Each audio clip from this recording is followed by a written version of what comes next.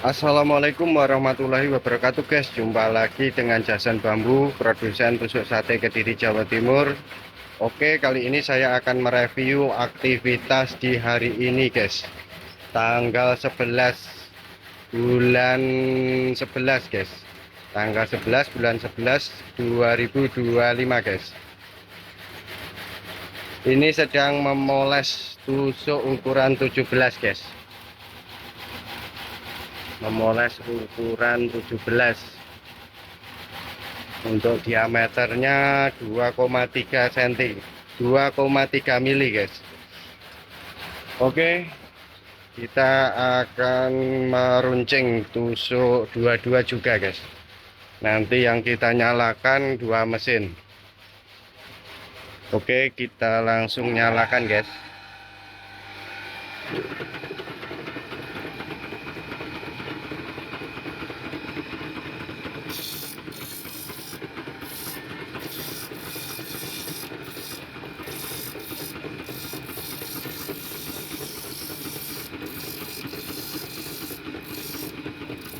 Belum tata guys, masih belum bisa full. Nah,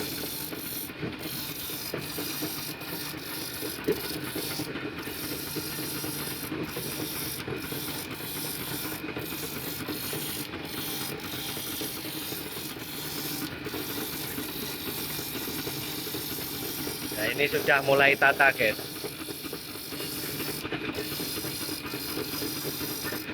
Nanti kalau sudah tertata, nanti bisa full.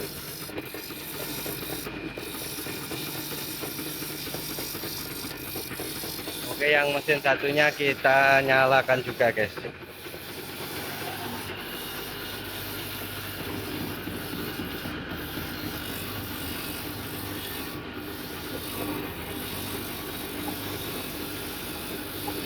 Oke, dua mesin sudah menyala.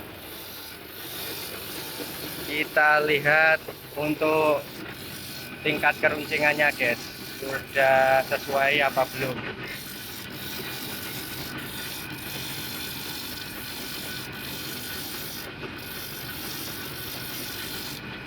Sangat langsam guys.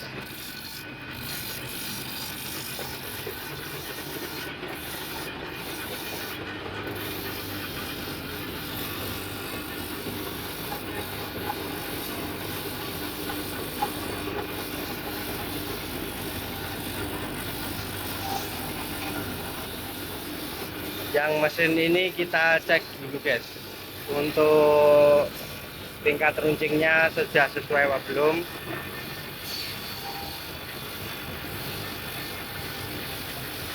Oke, sudah sesuai.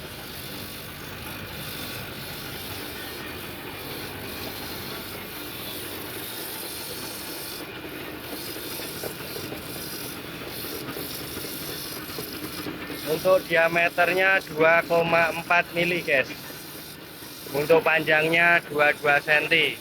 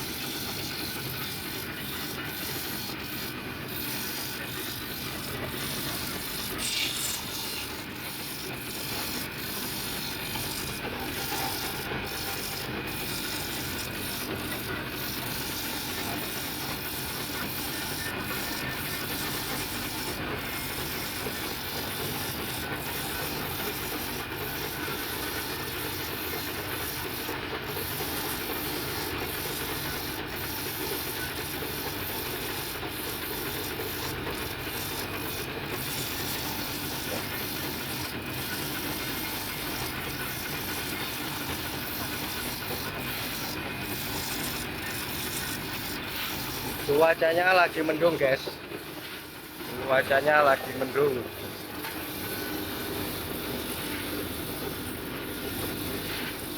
Untuk persiapan tahun baru guys, tusuknya bagian sudah diredikan. Ini tinggal mensortir guys. Yang ini sudah siap.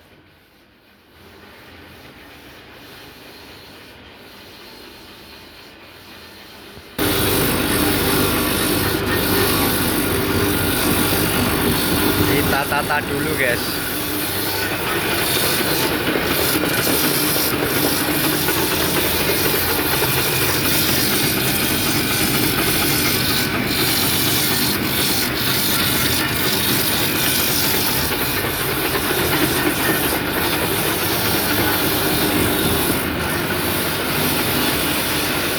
Oke, saya akan menjawab pertanyaan dari komentar yang ada di video saya sebelumnya.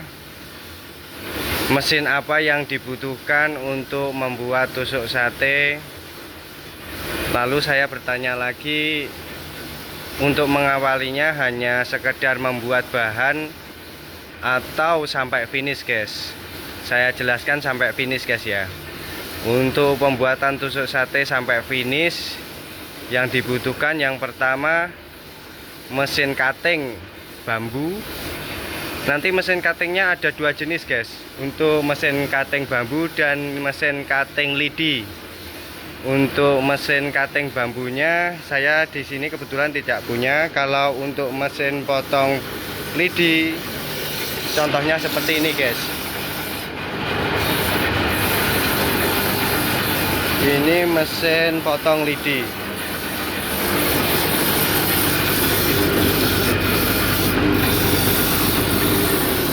Lalu apa bedanya mesin potong lidi dengan mesin potong bambu? Terletak pada RPM dan mata pisaunya guys. Untuk mata pisau potong lidi itu, kalau di tempat saya itu saya menggunakan 12 in. Lalu untuk kerekatan matanya itu 100T itu guys. Lalu untuk RPM-nya saya menggunakan 4200. Lalu yang selanjutnya ada mesin tulup guys. Setelah dipotong bambunya, lalu ada mesin tulup, contohnya seperti ini. Tapi di tempat saya ini sudah saya pensiunkan karena saya hanya menerima bahan gunduhan saja. Ini sudah tidak saya operasikan untuk sementara. Bisa menggunakan mesin tulup atau mesin slicer. Nah, ini guys. Bedanya apa mesin tulup dan mesin slicer? Bedanya terletak pada mata pisaunya guys.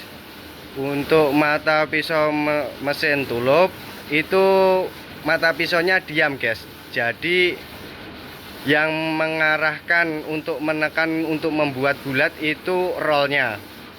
Kalau mesin slicer mata pisaunya itu bergerak guys. Gitu.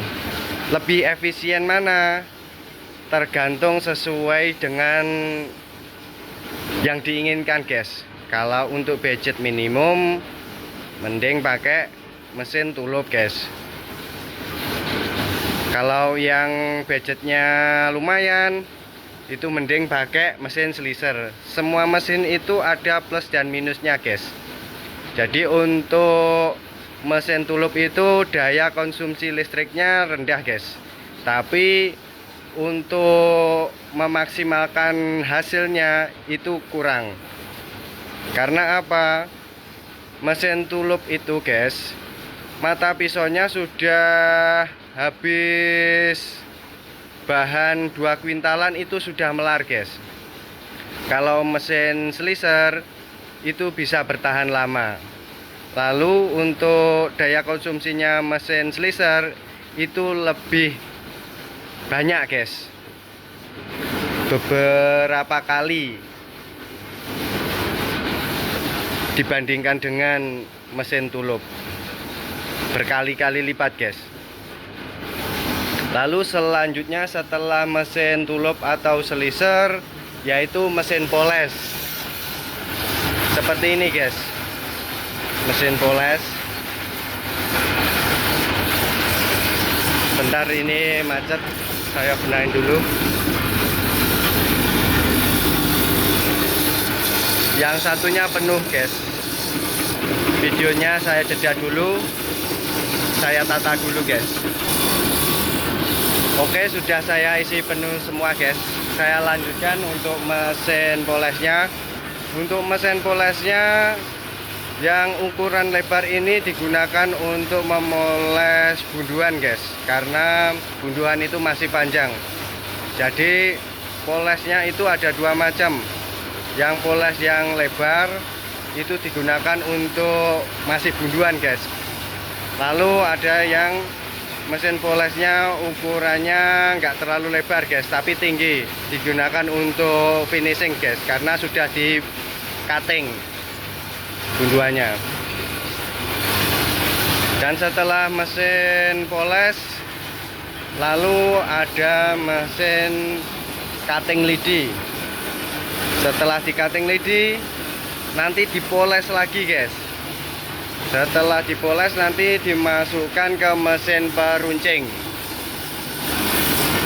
Setelah dimasukkan ke mesin peruncing, nanti dipoles lagi guys. Jadi molesnya itu beberapa kali guys. Oke, seperti itu tahapannya. Jadi saya ulangi lagi, untuk mesin yang dibutuhkan untuk membuat atau memproduksi tusuk sate itu pertama mesin cutting lidi. Terus yang kedua itu mesin tulup atau mesin slicer. Yang ketiga ada mesin poles. Yang keempat ada mesin cutting lidi. Yang kelima yaitu ada mesin peruncing. Kalau untuk membuat bunduan saja yang dibutuhkan hanya mesin tulup atau mesin slicer, lalu mesin potong bambu, lalu selanjutnya ada mesin poles. Hanya mesin itu saja guys. Kalau untuk memproduksi hanya sekedar sampai bunduan saja guys. Ayo kita cek lagi untuk mesin peruncingnya.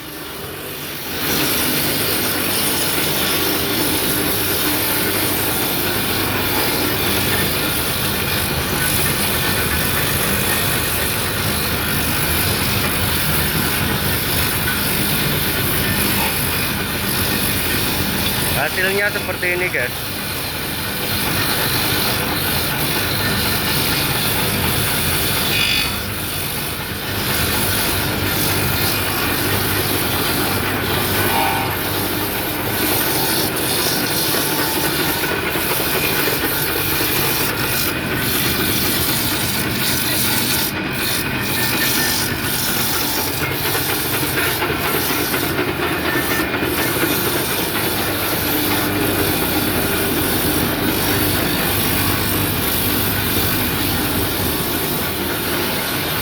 Dulu awal saya memproduksi tusuk sate itu belum mempunyai pasar guys. Jadi saya hanya memproduksi, istilahnya hanya modal nekat saja guys. Tapi alhamdulillah saya ikhtiari, akhirnya lambat laun sudah punya pasar guys. Walaupun belum begitu banyak. Sudah berjalan hampir 1,5 tahun guys.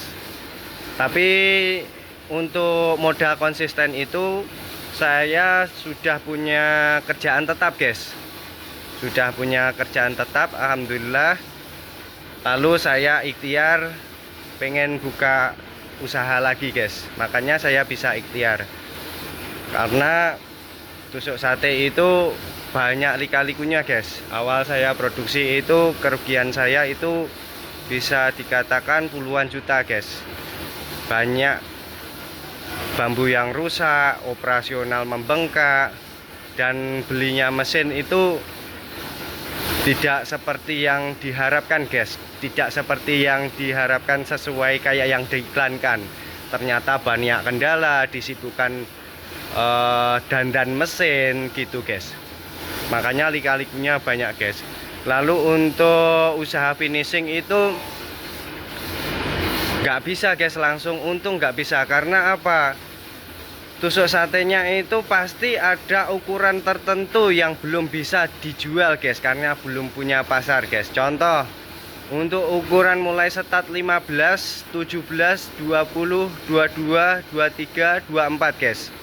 Saya waktu itu hanya punya pasaran 22 dan 23 guys. Lalu potongan yang lain dikemanakan?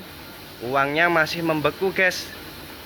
Akhirnya ambil lagi uang di modal yang menambah modal lagi guys, untuk bisa mengoperasionalkan mesinnya lagi guys, atau memproduksi lagi guys. Jadi begitu guys, semua itu butuh perjuangan guys, gak ada yang instan.